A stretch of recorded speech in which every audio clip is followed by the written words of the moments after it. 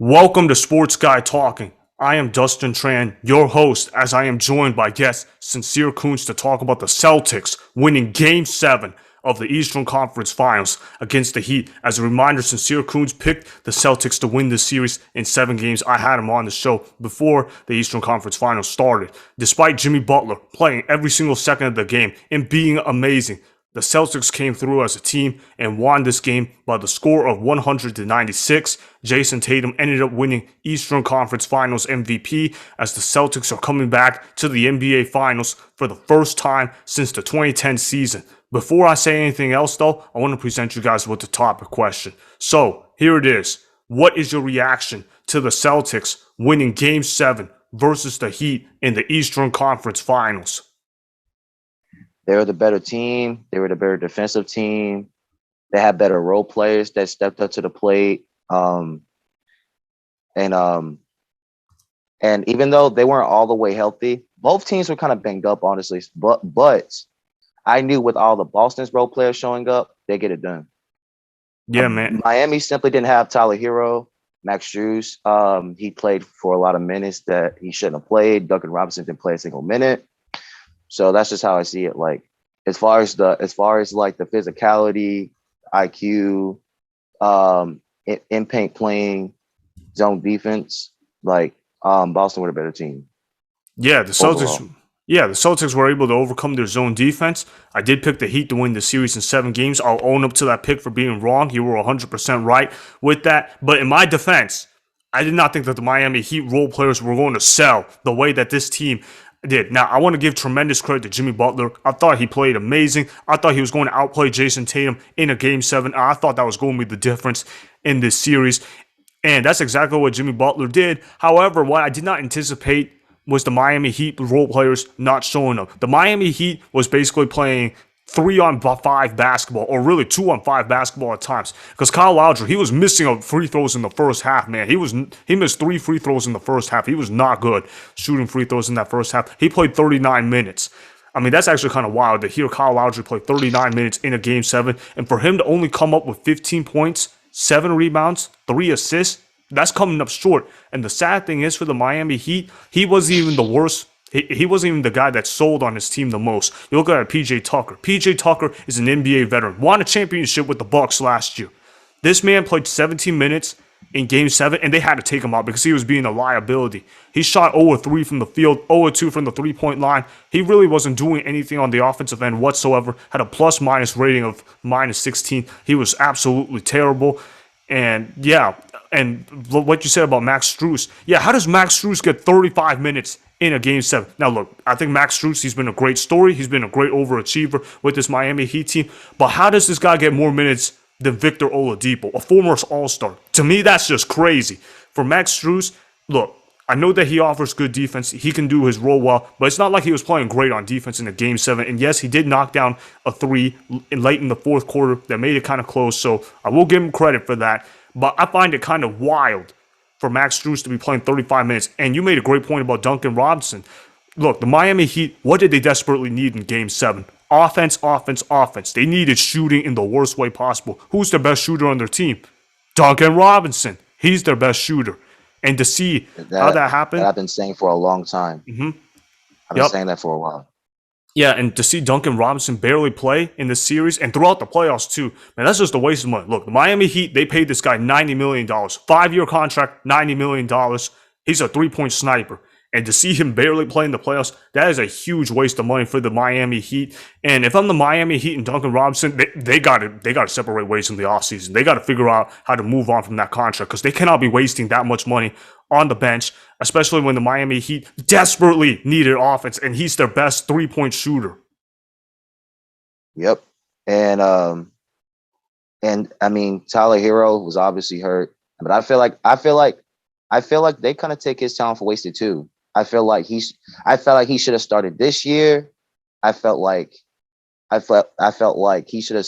They should have not like acquired Kyle Lowry. I felt like Tyler Hero should have started if they really believed in him because I mean, I get it. Like last year, it was just kind of a restart from the bubble and everything like that. They were just tired, but I just feel like they didn't like believe in his ability. Of course, he's 6th man of the year. I'm not going to take that away from him.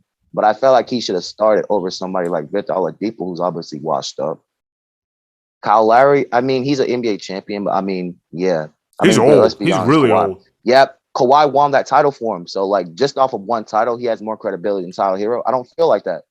I really don't feel like that. Yeah, Kyle Lowry, So, he sold in Game 7. But let me go ahead and ask you this. Do you have a problem with Jimmy Butler taking that three late in that ball game? 98-96, 17.7 seconds left when he basically took that shot. Do you have an issue with him taking that three? I mean, no, because I mean, at that point, you just you had to like risk it. You had to risk it. You had to like, I mean, any risk to like take a lead or whatever, you have to do it. I mean, anything's possible. So really, like, if he felt confident in it, but unfortunately, the shot didn't go in. I mean, because really, like, that's kind of similar to what Kevin Durant did in Game 7. Like, he tried to go for like a fadeaway three shot, but an air ball. But so at that point, if you're a big star and you know you're under pressure, you have to risk some shots. Yeah, I got no issue with that shot whatsoever. I was looking up NBA Twitter, and I see all these people talking about why would Jimmy Butler take that three. And look, I know Jimmy Butler's not a great three-point shooter. That's not his strength. But he was open. Al Horford left him open for that shot. Look, when you're down 2 in a Game 7, and he's been playing as great as he has up to that point, and there was nobody else open on the floor. You can take a look at that replay. Yeah, sure, he could have slowed down the offense, but you don't play for overtime in the Game 7. You play to win the game, and that's exactly what Jimmy Butler did. Yeah, they missed the shot, yeah, but I still got respect for him for taking that shot in the first place. He still got that killer mentality. He proved to us that he is truly a superstar come postseason time. Make or miss that shot, and I have no issue whatsoever with him taking that shot. Al Horford was backing him up. He gave him the space necessary. He had to take that shot. He really didn't have much of a choice but to take that shot. And yeah, I know that even if he makes the shot, the Celtics, they still got time. They still got a timeout. They got like about 15 or so seconds. So I know that they still got time, but I still think that was the correct shot for Jimmy Butler to take. And besides, do we really think a Max Strus was going to knock down a shot late in that ball game? I mean, come on. Jimmy Butler's the best player. He was basically the only player that could knock down shots. He and Bam Adebayo sometimes, but basically, Jimmy Butler was the only player that looked like he wanted to win Game 7 as far as I'm concerned. And to see the Heat role players sell the way that they did, unreal, man. So I think that he had to absolutely take that shot. And I know I sound like I'm rambling on, but that's really what I saw. Because, look, I got the stat sheet in front of me. The Miami Heat missed 8 free throws in this game. They lost this game by 4 points. If they had just hit 5 of those 8 missed free throws that they had, they would have won this game. Think about that. They missed 8 free throws in the Game 7. That cannot happen. That was a pathetic effort on the offensive end of the floor. That can happen. And also, here's the other thing, too. The Miami Heat, they went 6 of 30 from the three-point line. They're supposed to be the number 1 three-point shooting team in all of basketball. And they went 6 of 30 from the three-point line. That's 20%. For the Miami Heat to miss 8 free throws, for the Miami Heat to only knock down 6 threes, for them to only shoot 20% from the three-point line, and for them to still have a chance of winning Game 7 and winning the series. Man, that's just kind of mind-boggling to me. And that's just unreal. Because you look at the Celtics, yeah, they weren't great shooting the basketball, but you know what? They didn't make a lot of boneheaded mistakes. And I got to give tremendous credit to Al Horford. Al Horford, this man grabbed down 14 rebounds. I know he only scored 5 points, but if you watched that game, when you were looking at that Game 7, you saw that Al Horford clearly had an impact on that floor. He was playing defense. He was hustling for every loose ball, and he was making all the gritty plays necessary. That's what I saw. I was truly amazed by it. Got to give the Celtics where credit is due. Got to give credit to Ime Udoka, too. First-time head coach, first-year head coach as well. And he's about to take his team to the NBA Finals for the Boston Celtics, something that Brad Stevens, their former head coach, now general manager of the Boston Celtics, could not do. Got to give him credit where credit is due. So let me go ahead and wrap this up. Let me ask you, who do you think is going to win the finals and in how many games? Golden State and 7. Golden State in 7. I like that prediction. Now it's a little early for me to make predictions. I'll make that pick later in the week, so you guys will go ahead and hear that. But I will say this. I'll spoil this for y'all because I did say this last Friday, and plus I truly believe it as well. I'm going to pick Golden State to win this series. I think it's kind of obvious for me that I'm going to pick Golden State Warriors to win this. I don't pick against the Golden State Warriors. That's just the rule I have. I'm a Warriors guy all the way through, just like you are as well. Except I like this Warriors team a lot more than you do probably. So the way I see this, Golden State, they're going to win this series. I don't know in how many games, though. But either way, though, I would not be surprised if this goes to 7 games because I just like the way that the Celtics team has played. Jaylen Brown, Jayson Tatum, man, they're really good at what they do. And Marcus Smart, I want to comment about him. He's been playing really good for them. But late in that game 7, he was not playing very smart, no pun intended, on offense because he was just jacking up shots late in game 7. He almost single-handedly carried the Heat right back into this game. Seriously. He almost carried them right back into it. Now, of course, with the missed shot and everything like that. I was getting scared too. Yeah, for sure. And I want to point this out. Jimmy Butler, he took 24 shots in this game. It felt like he should have taken 35 or 40 shots because that's what it was going to take for this Miami Heat team to win. Kyle Lowry, Max Strus, they took too many shots. Oladipo, he was just jacking up shots. I don't know what this Miami Heat team, outside of Jimmy Butler and sometimes Bam and Adebayo, just looked like they wanted to lose the series. They should have won the series if they had any semblance of competency in Game 7. I don't know what happened to them on the home floor. That was not a good effort. But even despite all of that, Jimmy Butler carried them, got them in winning position. He just couldn't knock down the shot. But you know what? It shouldn't even have came down to that if the Heat role players had simply showed up. Look, there's a saying in the NBA that role players are supposed to show up for home games. And that's not what the Miami Heat did. Their role players decided to just run some cardio because that's what they just ended up doing. But yeah, I got to give credit to the Boston Celtics where credit is due. So, yep, the Boston Celtics, they're officially back in the NBA Finals for the first time since 2010. Well, thanks for being on the show, bro. Really appreciate you coming on here. All right, make sure you follow Cincere Koonce at sincere.koonce on his Instagram. So make sure you go ahead and do that. All right, no problem. Thanks for the support, guys. Yeah, man. See ya. Yup. Bye. That was Cincere Koonce that you guys just heard. All right, so he's got Warriors over Celtics in the 7-game series, and he also got the glow over the fact that he was right over me because he did pick the Celtics in 7 while I did pick the Heat in 7. Either way, though, Boston Celtics, they played a great series. Got to give credit to them where credit is due. Now they're back in the NBA Finals for the first time since the 2010 season as Jayson Tatum won Eastern Conference Finals MVP. He was truly amazing. He hit the shots that were needed. He made the defensive plays that were needed. So that is why the Celtics returning to the NBA Finals has been an impressive feat in and of itself. In fact, they might even make the NBA Finals matchup more competitive than expected, because a lot of NBA fans are probably expecting the Warriors to win the series rather easily. While I'm not really in that kind of mood, I'll say more about that, though, come Thursday. So now I want to go ahead and get to the shout-outs. So shout-out number 1 goes to Femboy Football.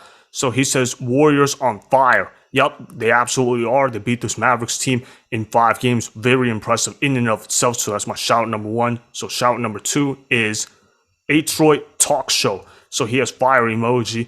That was basically in a response to a video that I made. It was Boston Celtics related, saying that the series was not necessarily over.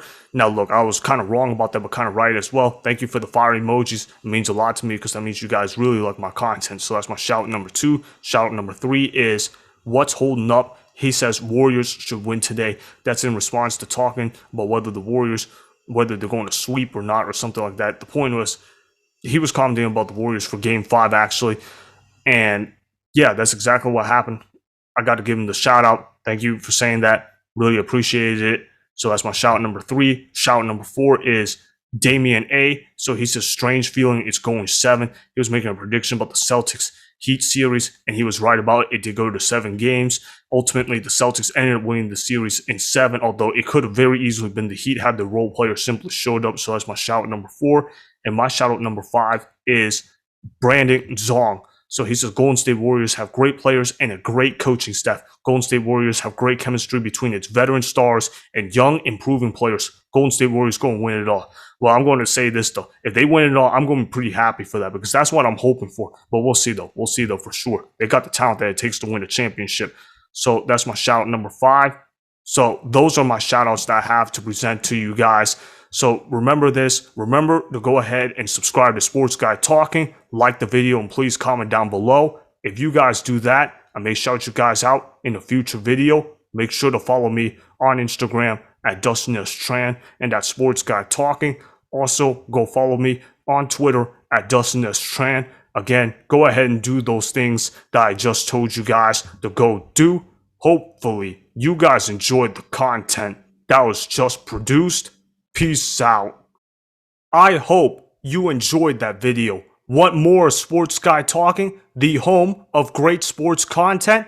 Make sure you click that subscribe button to get the latest from Sports Guy Talking.